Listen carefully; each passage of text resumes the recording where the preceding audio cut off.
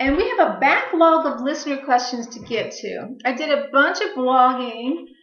Cherie did a Facebook Live. And of course, we always have one YouTube video each day, but it's not enough to get us caught up. So today's podcast, I'll be joined by Cherie Calvert to answer those questions. And you all know her. She's on the board of Pan Society, and you see her on our YouTube channel. She's also the owner of Dancing Magpie, a company that handcrafts medicines, foods, and bath and body products. So without further ado, let's create sacred space. I call in the element of earth and thank you for the stability, strong foundation, determination, and tenacity and grounding that you provide for us every day. I call in the element of air and thank you for inspiring our listener questions and for giving us the outlet to answer them. I call in the element of fire and thank you for giving us the juice every week to keep going and firing up our passions. I call in the element of water and thank you for helping us connect with our feelings so that this always remains a product of love that helps us to connect to the world. I call in our loving, helping ancestors and thank them, you, for supporting us in all the ways that you do that are seen and unseen. I'd like to thank you, our listeners, for tuning in and giving us your support by liking, sharing, commenting, and subscribing to all our web-based outreach points like Facebook, Instagram, Twitter, YouTube, this podcast, and the website. Now, as I said, I'm joined today by Cherie Calvert. Welcome, Cherie. Hi, thank you. Thanks for being here. Let's just jump right in with the first question. So we have a lot of ground to cover, so it's gonna jump around a bit. So the first question is Pan Society a cult?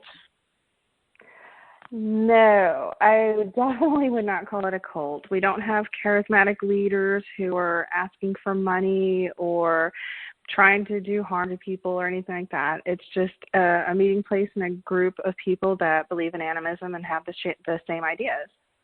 Okay. Are you witches? No, I think so. Pan is all about animism. There may be witches in Pan. Pan's all-inclusive for everybody that the baseline is animism, sovereignty, oneness, and connection. So that includes everybody in this world. So if there are witches out there and they want to be part of Pan, that's absolutely fine, but not everybody in Pan are witches. Okay. And I'm just reading these questions just how I got them, so don't read in anything that, this is what I'm asking you. But the next question is, why are so many hippies and polyamorous people attracted to Panism? Is that what Pan Society is about? No, actually, this is an easy one. Most pagans have actually experienced some kind of persecution or bullying in their lives. So they're more accepting of others and ideas and of people that have different beliefs because they know what it feels like. So they're not exclusive or all-inclusive or anything like that. They accept everybody for who they are. Okay. I'm attracted to another culture that I lived in a past life. How can I connect with those ancestors? So this one's a tricky one. Everybody has different viewpoints on this, on whether you should go with what life you're living now and that culture, or if you can tap into your past lives.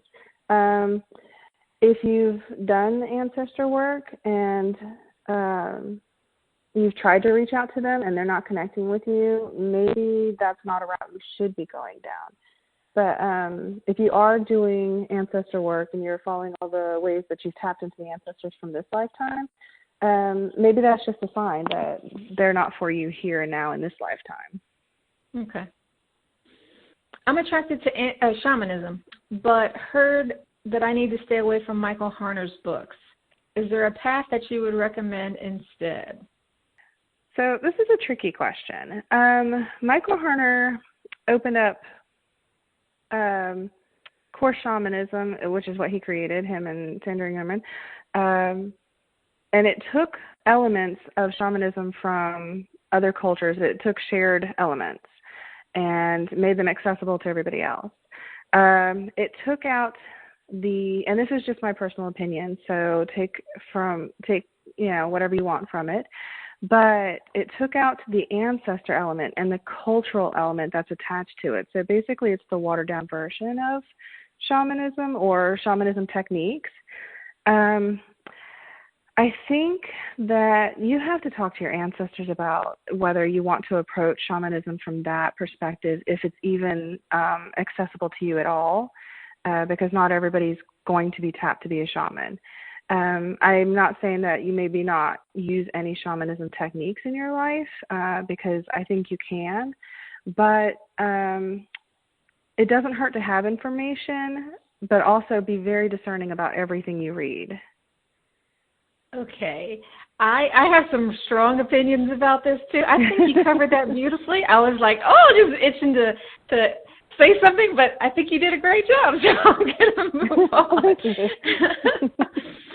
And you kind of answered this, but because it's a question all on its own, I want to ask it in case there's more that you want to say on this. But the next question is everybody a shaman? No.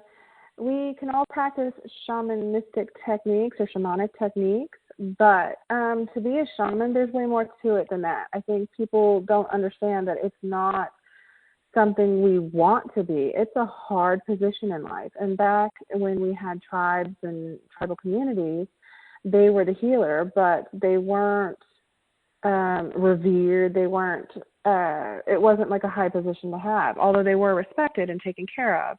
But it's not, one day, hey, I'm going to be the town shaman. No, you had to go through trial by fire. You had to die, like your ego had to die. You were on the verge of sickness, and you were tapped by your ancestors. And a lot of them in some cultures were chosen to be in that training from, early childhood, if not birth. So it's not necessarily everybody's going to be one, and it's very rare that, you're actually going to meet shamans in your lifetime, like true shamans. Okay. So shamanism is a popular topic. The next question is, a psychic told me that I'm a shaman. How can I validate this? I would take that with a grain of salt. I'm not discrediting your psychic or any psychics out there, but it's not really up to them. It's up to your ancestors and your lineage and your culture where you come from. So I don't think it's anything you can validate until that moment actually happens, when you have that verge of dying and being tapped in to doing that work. So I don't think there's really a way to validate it until that actually happens. So this was not part of the question, but I'm kind of improvising here.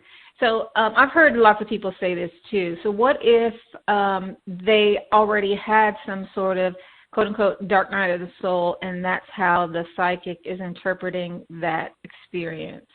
Say, this is your shamanic awakening. Would your interchange? I could see how a psychic could interpret that information and maybe say that you are a shaman, or you might be. But I think, once again, those things aren't written in stone. I think we always have ever-evolving paths. Everything's constantly changing every day.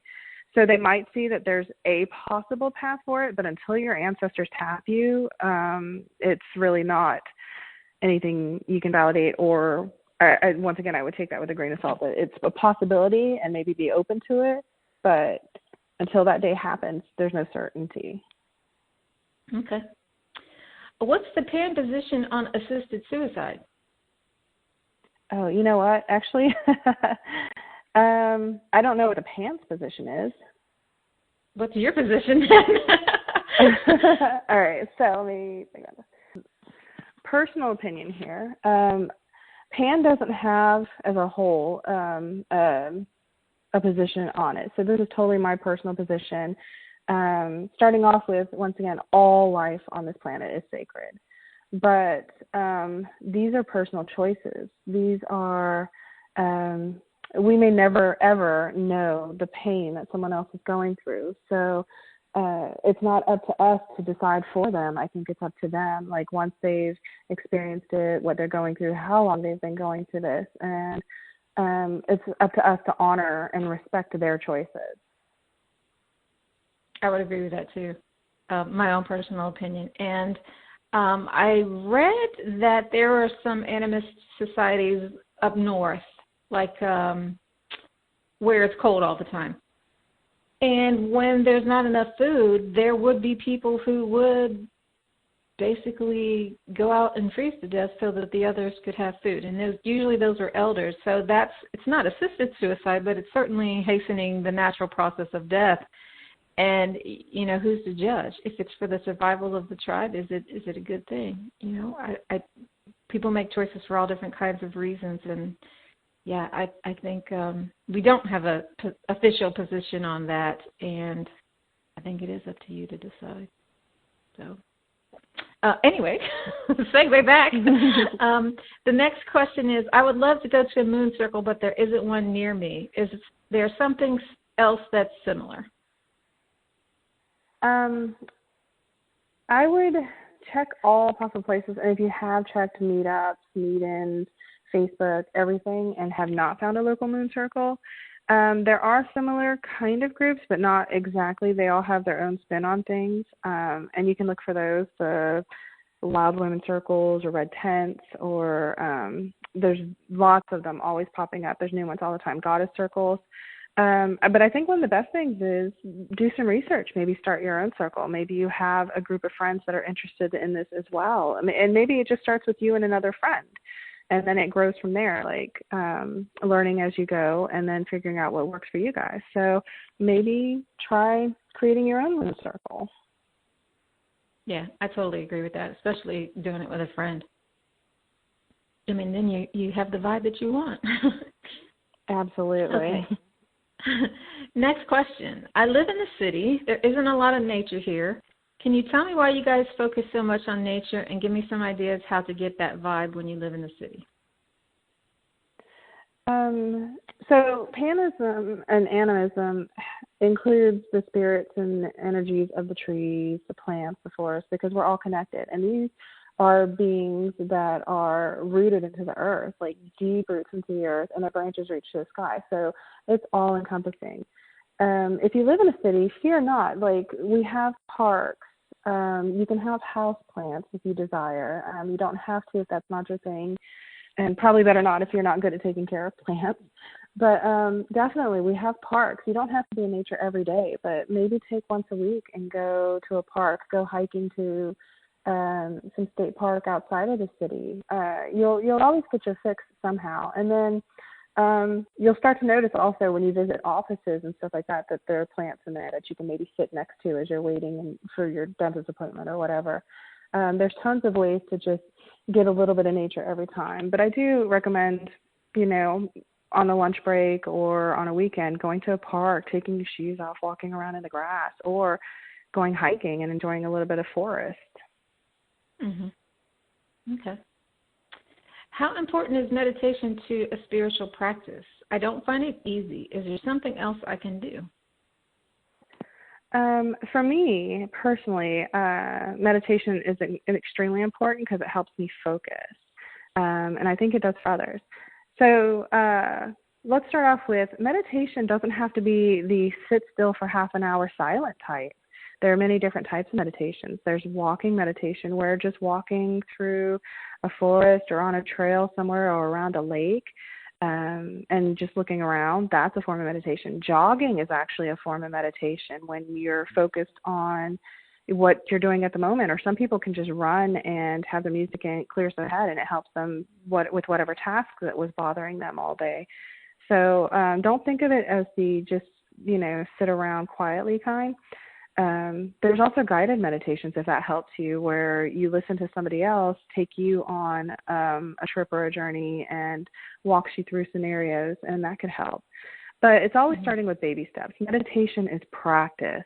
You just don't wake up being able to do that. And start off with a minute, and then the next time you meditate, 2 minutes, and just increase your time every chance that you get and every time you feel like you're getting the hang of it. One of my favorite things was there was this monk, and I can't remember his name. I wish I did. But he would actually go to very busy places like parks or just outside of schools where there were benches, and he would actually try to meditate against the sounds that he was hearing until he was getting better and better at it. And that just points to it takes practice and then finding what works for you. I love the idea of making it a challenge. Like, how can I meditate here? Yeah. Okay, so I'm still not understanding what sovereignty means. Can you explain it? This is actually like a really tough one and then kind of a simple one. So this is, whenever anybody says do you, that's sovereignty.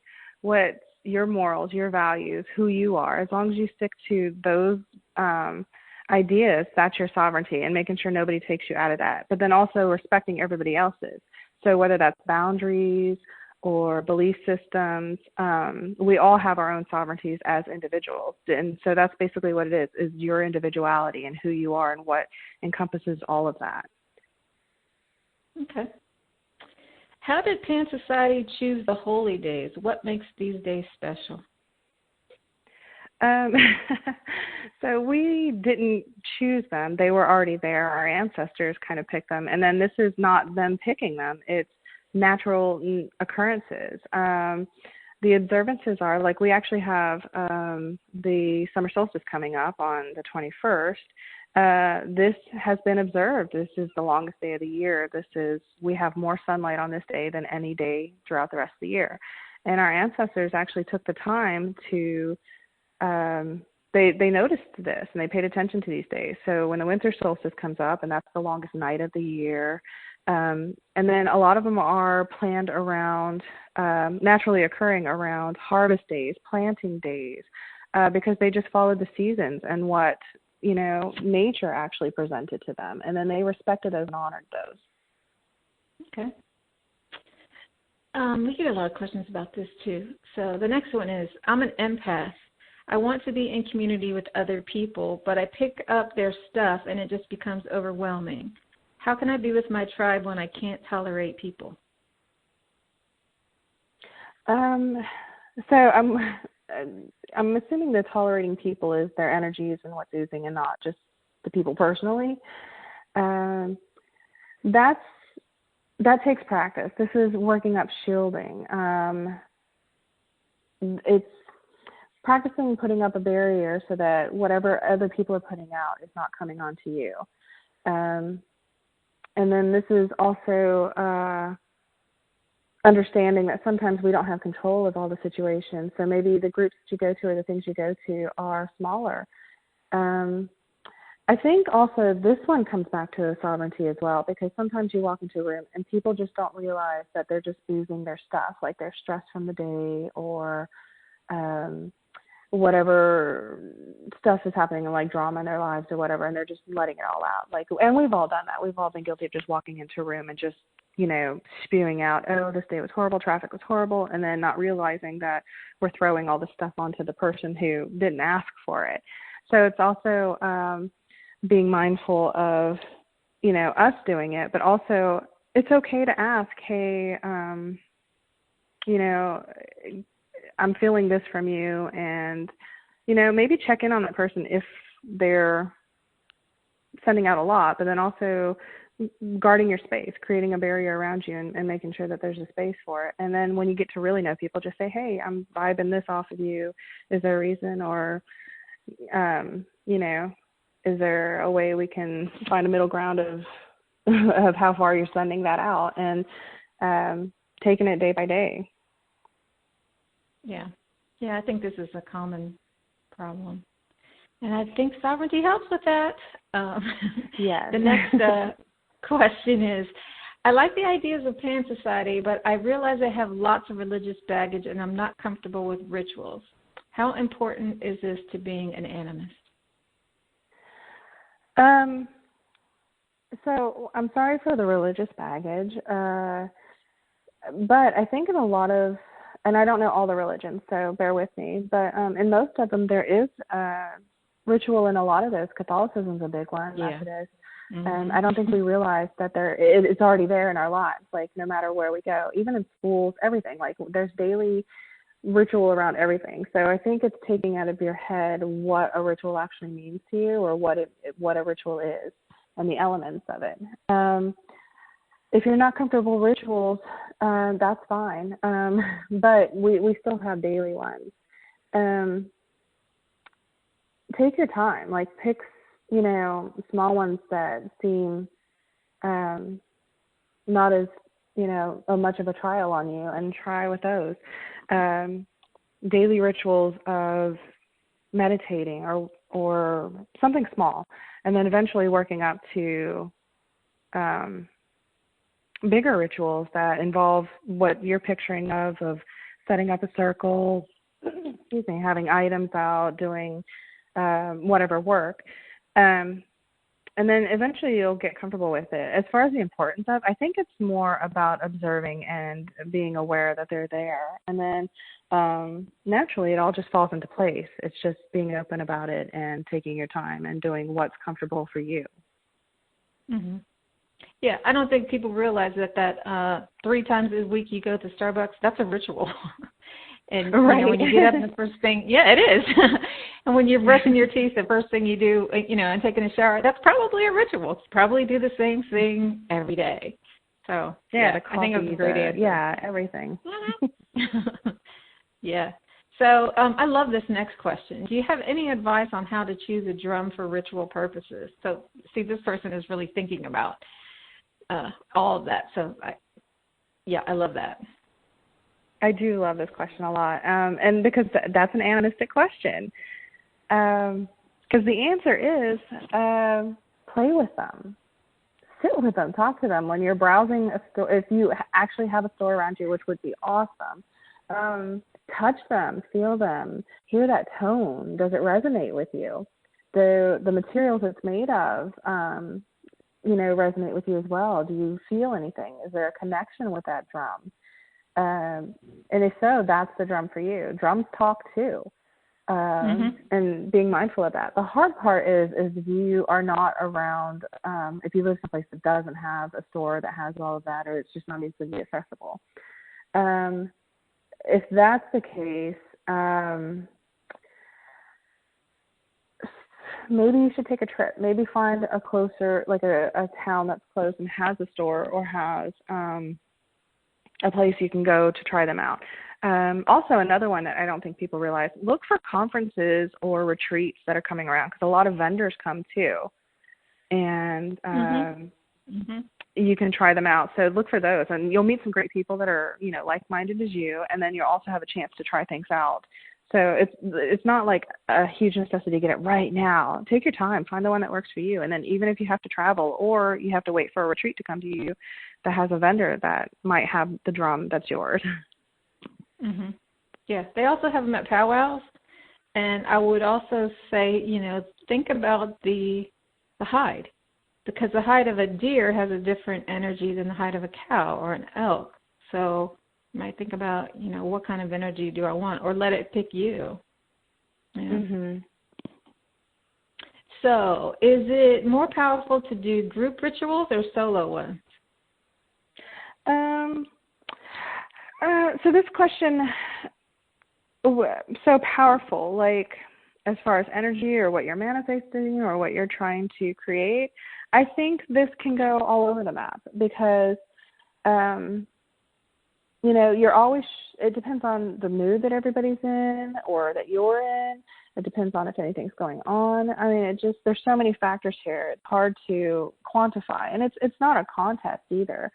Some rituals are great as groups, and they're powerful as groups, and some rituals are more powerful alone. So it just depends on what you're going for. Okay. What's a light worker, and how do I know if I am one? So this one's kind of similar to this shaman question. Yeah. So this one's a little tricky because I see more and more, and I hate doing air quotes, but light workers every day. This is another one where you're tapped. Either your ancestors, angels, whatever it is you're working with is tapping you for it. And this is more about healing. So if you have a calling, like if you have this like calling deep within you every single day, I have to do this, I have to do this, I have to help someone, or you're walking by and all of a sudden you feel this need to help the person next to you, which be very careful because once again, this is a sovereignty issue. You always have to have permission. You can't just, help people without asking. But it's just having that feeling that's just always there, and then being tapped for it, and then knowing that that's what you have to do. Like, you know you're a healer and you're supposed to do that work all the time. Okay. Now this one I'm not sure what they mean, so I'm going to read it and then you'll kind of see. So it's, how do you feel about cursing in spirituality? So I don't know if that means using profanity or if that means like hexing people, but maybe you want to answer both. Yeah, so I'm feeling like this is a hexing thing. Well, so if it's for cursing, like profanity, to each their own. Like, I don't think using profanity makes you less spiritual, unless you're like being profane to people, and then I think that kind of dims your light a little bit. But you know, you can't control everybody's voice or how they speak. But I think it does, if you are someone who uses a lot of profanity, it does affect how people view you and how they would approach you. Now, if this is about hexing and spirituality, I'm going to go with, once again, this is me personally. I'm not a fan. It's going against someone's sovereignty. It's why? There's so many other ways that we can approach things in this world, and approach people and avoid people. Like, if there's, I just don't see the need for it. I'm not saying it doesn't exist, because, you know, it's definitely out there. But I personally wouldn't do it. I'm not going to look down on someone. I don't know. So it's a personal choice. But remember, it's a sovereignty thing again. So if you're practicing sovereignty and you're not respecting someone else's sovereignty because you're doing something against their will to them, that's something you got to rethink. Because in my culture and my beliefs, the energy and the power that you have, you lose that the more you hurt people. And so I have to be mindful of that every day. And so hexing is definitely not on my list of things I enjoy doing or would like to do or want to do or would ever do intentionally. So that's a personal choice. Okay. I am in love with someone who is not spiritual. He isn't against spirituality, but he doesn't support it either. Does this relationship have a chance? Ooh, that's a tricky one. So it's one of those things,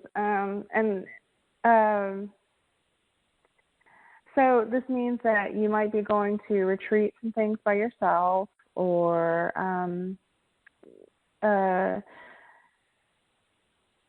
the conversation might be a little stilted, so you won't be able to talk about your spiritual life, especially if they're not going to be responsive, or if they're negging everything you're saying. That's definitely going to put a strain on things. If you guys can find a balance there, it definitely could work out. Me, for example, I grew up in this life. I've always been a woo girl. My husband, not so much. He's very science, very, I'm not sure if he's agnostic. I've never really asked, but I'm not sure if he's agnostic or atheist or anything like that. But so when I have conversations with him about certain things, he's open-minded, and he doesn't offer feedback or understanding. He'll listen, but every now and then I kind of hear him say things. So like, oh, you get it, like. So it depends. It really depends on the individual. Okay. So those are all our questions. We're all caught up. Thanks to everybody who sent a question in. Yeah, I know, crazy. If you don't see your question here, please check the archives. I've done 4 podcasts already answering listener questions, and some of them are actually repeated here to give you a different perspective. We also have answers on the blog, the YouTube videos, Facebook Live videos. So if you want to join the conversation, you can find us there on Facebook, Twitter, and Instagram. You can comment there, join the private Facebook group, and share your experiences. And most people, they'll send them on the down low, and you can do that to me at laura@pansociety.net. But you don't have to be shy. You know, you can join the conversation. But I get it if you are. And if you find any of our content useful, even if it's just to help you decide that this is not the path you want to travel, please consider that reciprocity thing and consider donating to us, as we're completely listener supported. And you can do that at pansociety.net. Thanks for tuning in to this edition of Pan Society Radio. Sending gratitude also to the Ancestors Element and Cherie for being here this week. And I'm Laura Giles with Pan Society Radio. See you next week.